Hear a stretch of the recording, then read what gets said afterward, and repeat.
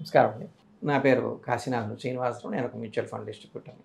ఈ ఎన్ఏవీల గురించి మనం మాట్లాడుకునేటప్పుడు తక్కువ ఎన్ఏవి మంచిది, ఎక్కువ యూనిట్లు వస్తాయి అనే విషయం ఇంతకుముందు నేను చాలా వివరంగా క్యాలిక్యులేషన్తో కూడా చెప్పుకున్నాను. ఇప్పుడు ఇంకొక యాంగిల్లో చెప్తాను. అది యాంగిల్ ఏంటి అంటే ఏ స్కీములో అయినా పెరుగుదల ఎలా వస్తుంది. దీనికోసం ఒక ఎగ్జాంపుల్తో మళ్ళీ చెప్తాను మీకు. ఏ స్కీములో అయినా గ్రోత్, క్యాపిటల్ గెయిన్ అనేది ఎలా వస్తుంది. ఆ స్కీములో ఉన్న పోర్ట్ఫోలియోని బట్టే ఉంటుంది. ఆ స్కీమ్లో ఉన్న పోర్ట్ఫోలియోని జాగ్రత్తగా బాగా పెరిగే కంపెనీల్లో, మంచి మేనేజ్మెంట్ ఉన్న కంపెనీల్లో, అంటే రిస్క్ జరగకుండా ఉన్న క్యాపిటల్ పోయే ప్రాబ్లం లేకుండా జాగ్రత్తగా చూసి పెట్టి ఎప్పటికప్పుడు ఫర్దర్గా గ్రోత్ ప్రాస్పెక్ట్స్ లేని వాటిని తీసేస్తూ ఫర్దర్గా ఇంకా మంచి వాటిలో మళ్ళీ ఇన్వెస్ట్ చేస్తూ జాగ్రత్తగా దాన్ని కాపాడుకుంటూ వెళ్తే చక్కగా పెరుగుతుంది. పెరగపోవటమే ఉండదు. అయితే ఇది మెయిన్.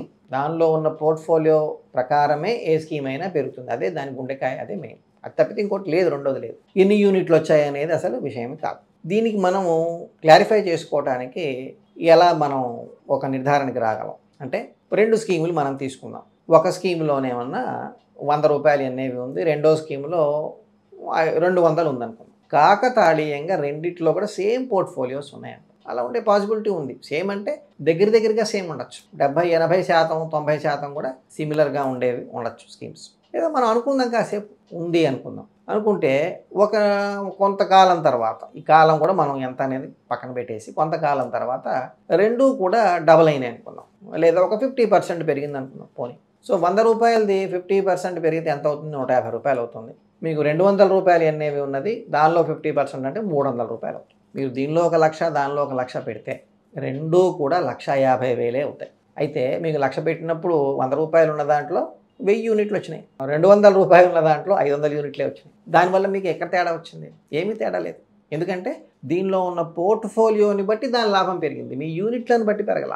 ఎప్పుడు కూడా గుర్తుపెట్టుకోండి. సో ఈ యాంగిల్లో ఆలోచిస్తేనే, మీకు విశ్లేషణాత్మకంగా ఆలోచిస్తేనే ఎన్ఏవి యొక్క ఇంపార్టెన్స్ ఏమీ లేదు. ఓన్లీ హిస్టారికల్గా ఎలా పెరిగింది ఒక టైం నుంచి ఒక టైంకి అనేది అది ఒక ఏమంటారు, ఒక బ్యాలెన్స్ షీట్ ఏ విధంగా ఒక కంపెనీ చూపిస్తుంది అనేది.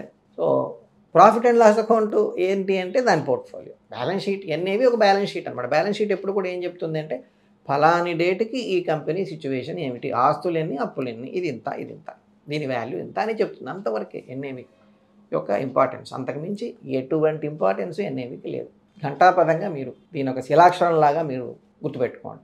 ఎన్ఏవి తక్కువ వాటి కోసం వెతకండి. ఇంకొంచెం మంది ఇంకేమంటుంటారంటే, బాగా పడినవి చెప్పండి మాకు అంటారు. బాగా పడినవి చెప్తే అక్కడి నుంచి బాగా పెరుగుతుందని వాళ్ళ ఉద్దేశం. అది ఎల్లకాలం ఎప్పుడు అలాగే జరుగుతుందని ఏమీ లేదు. ఈ మనం ఇండివిజువల్ షేర్స్ విషయానికి వస్తే కూడా బాగా పడినవి ఎప్పుడు మనం వెళ్ళకూడదు వాటి జోలికి. ఎందుకంటే ఎందుకు బాగా పడ్డామని ఆలోచించాలి కదా ఫస్ట్. సో ఇటువంటి ఏమంటారు బండగుర్తులు, మొండి అభిప్రాయాలు మన ఎక్కడికి తీసుకెళ్ళాం. విశ్లేషణాత్మకంగా ఆలోచిస్తేనే మనకు తెలుసు. Thank you.